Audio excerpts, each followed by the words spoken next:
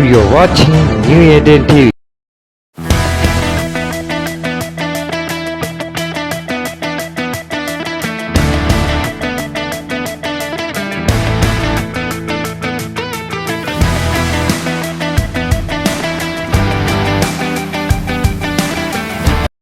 எனக்கு அன்பான சகர சகோதரிகளே, ஆண்டவராகிய இயேசு கிறிஸ்து நாமத்தில் உங்கள் அனைவரும் வாழ்த்தி வரவேற்கிறேன். இன்றைக்கு நாம் ஓய்வு நாளிலே இருக்கிறோம்.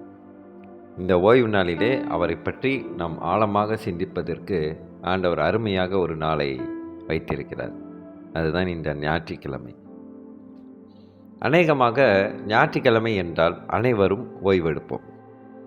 இது உலகத்திலேயே எல்லோருக்கும் மிக பிடித்த நாளாக கூட இருக்கும்.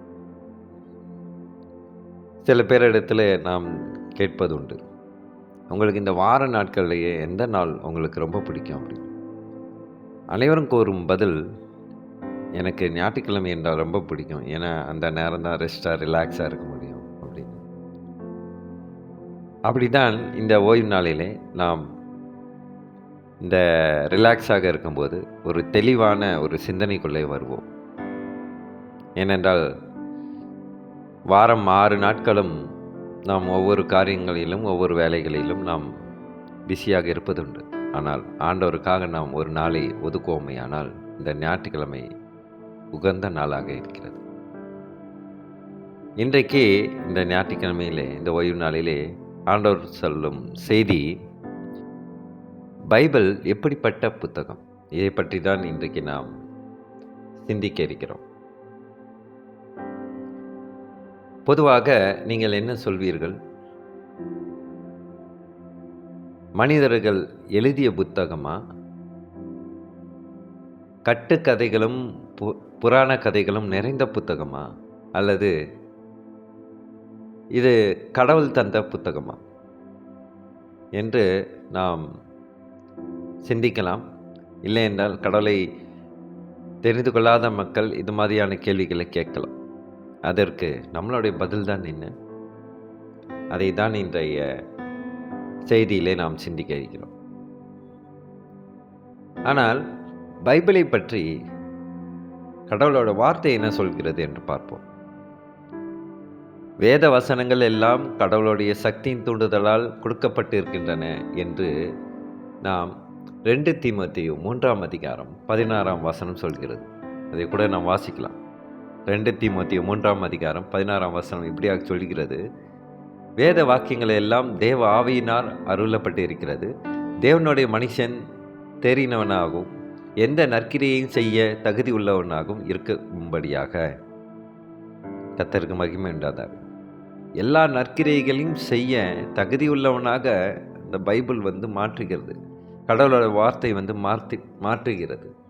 இதை தான் ஆண்டவர் தெளிவாக சொல்லுகிறார். சரி, இதை தெரிந்து கொள்வதால் நமக்கு என்ன நன்மை?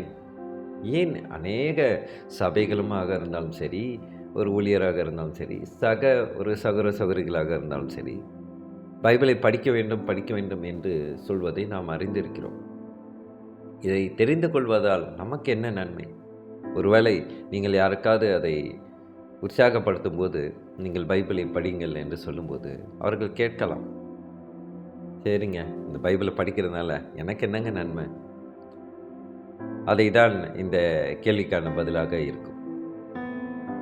அப்படி என்ன நன்மைகள்? இந்த கடவுளோட வார்த்தையை நாம் தியானிக்கும் போது வாழ்க்கையின் மிக முக்கியமான கேள்விகளுக்கு திருப்தியான பதில் கிடைக்கும்.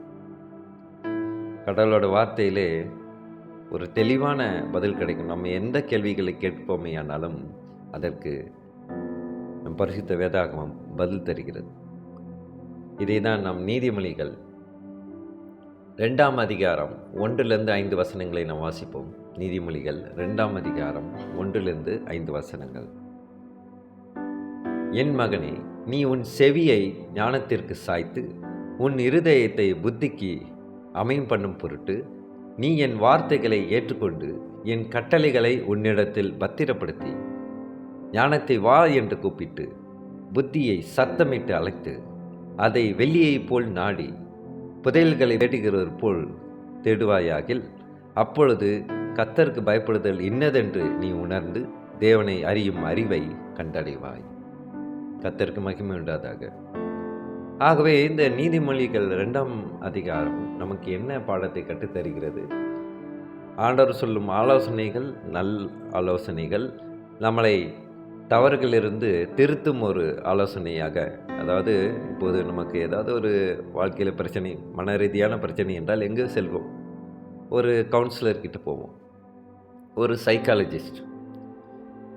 ஆனால் இந்த உலகத்திலேயே மிக சிறந்த சைக்காலஜிஸ்ட் யார் என்றால் நம்ம ஆண்டவராகிய இயேசு கிறிஸ்து. அவரை தவிர இந்த உலகத்தில் ஒரு பெர்ஃபெக்டான சைக்காலஜிஸ்ட் எங்கேயும் பார்க்க முடியாது. மற்றவர்கள் படித்து வருவதனால் அவர்கள் சைக்காலஜிஸ்ட். ஆனால் ஆண்டவர் இந்த பிரபஞ்சத்தை படைத்ததினாலே அவர் சைக்காலஜிஸ்டாக இருக்கிறார். கிறிஸ்துக்குள் பிரியமானவர்களே, இதை நாம் தெளிவாக உணர்ந்து கொள்வோமே, ஆனால் நாமும் பைபிள் மூலியமாக நம் வாழ்க்கைக்கான விடைகளை கண்டடைவோம்.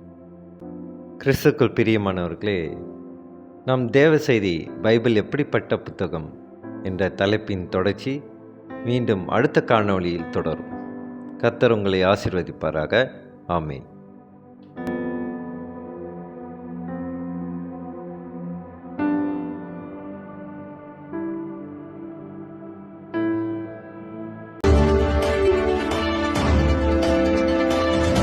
Now you're watching New Eden TV.